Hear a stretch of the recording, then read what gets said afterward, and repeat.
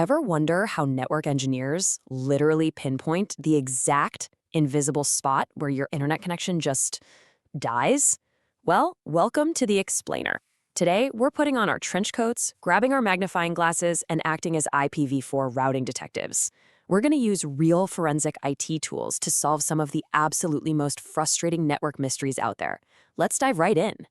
So we have all been there, right? You're in the middle of a super crucial Zoom presentation, or, maybe just streaming your favorite show, and boom, everything freezes. The connection completely drops. Why does your internet just suddenly break like that? Honestly, it feels like this invisible magic has just failed you. But as network detectives, we know it is definitely not magic. It's actually a highly logical, step-by-step routing process that has simply hit a roadblock somewhere.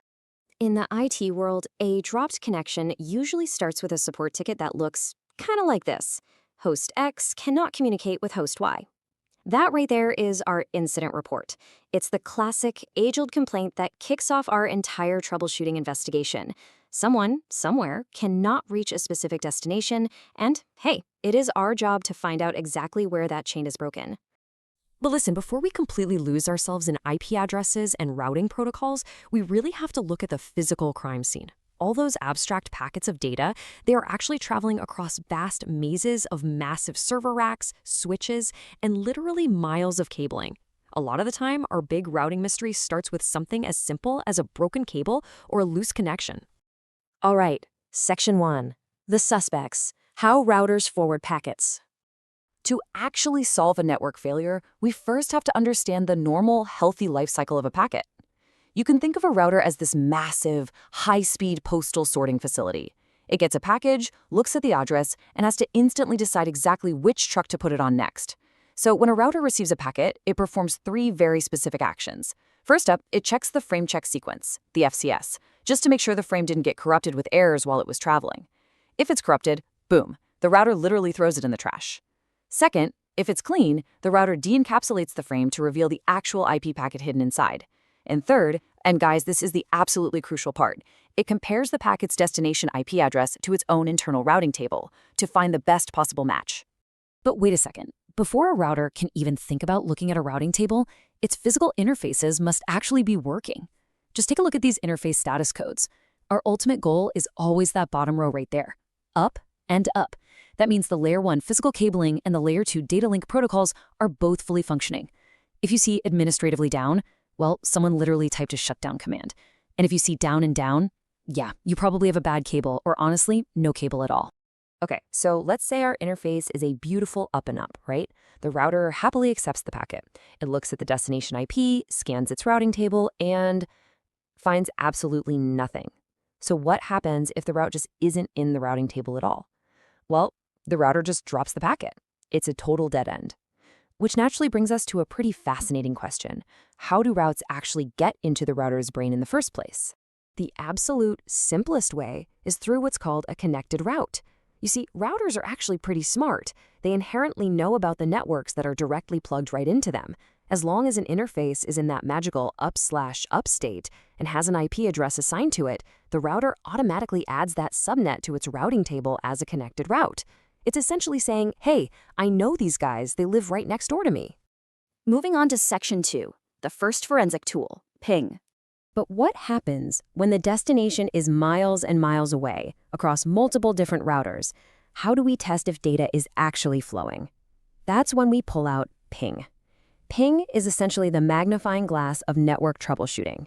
It's the simple, hello, are you there message that gets sent across the network. But there is a totally crucial difference between a standard ping and an extended ping. A standard ping sends a message from the router's nearest outgoing interface. It mostly tests the forward route, like, can my message reach you? But an extended ping, now that is a secret weapon. It actually allows you to specify a completely different source IP address for the ping. Why does that matter? Because it forces the network to test the reverse route.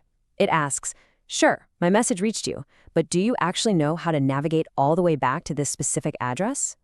Okay, let's test your detective skills with a real-world paradox here. Imagine you're logged into a router. You run a standard ping to a host computer sitting on the local network right next to that router, and it works perfectly. Awesome.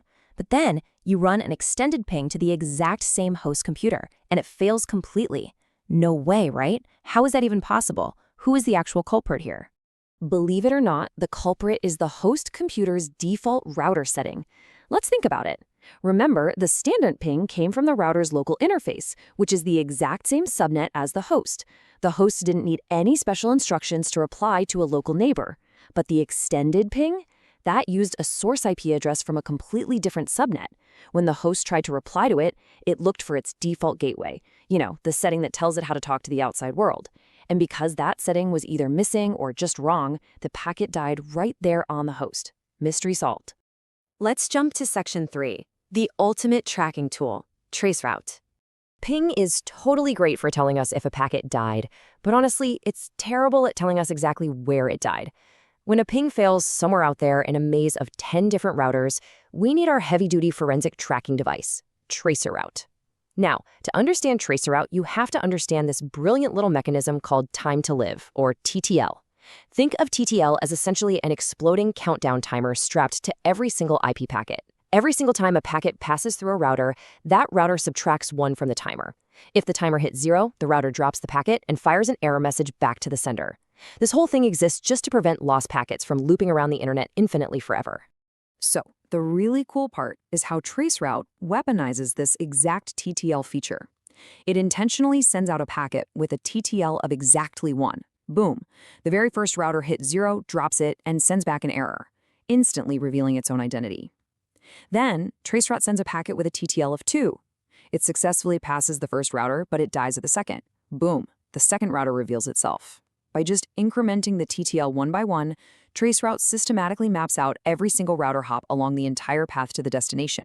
Now, when you see a list of IP addresses in a traceroute output, it is so easy to just see them as numbers on a screen. But remember, every single one of those hops represents a real physical jump. A packet is literally leaving one data center, flying down miles of fiber optic cable, and entering another massive switch or router rack, exactly like the heavy infrastructure we rely on every day. So, let's put our detective hats back on for a second. You run a traceroute. It successfully hits router 1, router 2, and router 3, which let's say has the IP address 3.3.3.3. But then, nothing. Just asterisks. The traceroute completely stops dead and times out. What does this actually tell us about our crime scene? A dead traceroute hop gives us absolutely massive clues. It isolates the problem perfectly. If it dies right after 3.3.3.3, it means one of two things for sure. Either router 3 doesn't have a forward route to send the packet to router 4, or router 4 actually got the packet just fine, but the reverse route back to you is completely broken, so you never receive that TTL exceeded error message. Just like that, we've instantly narrowed a global internet problem down to the routing tables of 2 specific devices. Moving to Section 4, fixing static route fails.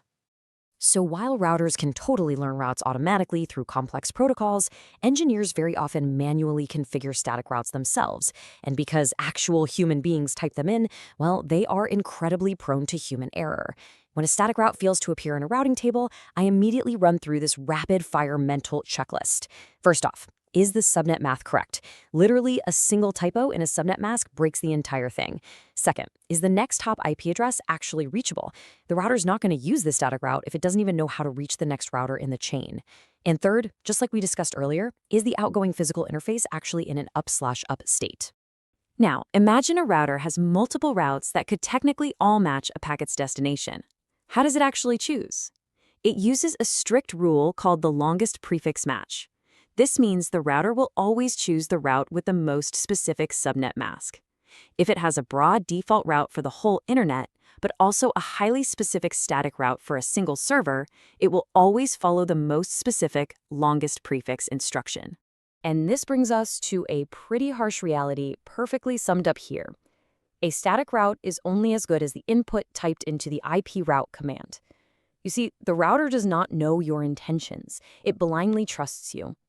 If your syntax is correct and the interface is up, the router will happily put a completely terrible, incorrect route into its routing table and just send your packets straight into a digital black hole. So, let's pull this all together and summarize our detective framework for today. When the connection drops, follow the evidence. Step 1. Verify the physical links. Are the interfaces up and up? Step 2. Look inside the router's brain. by checking the routing table to see if a valid route actually exists. And step 3, use your forensic tools. Deploy ping to see if data flows at all, and fire off a trace route to isolate the exact router where the packets are dying.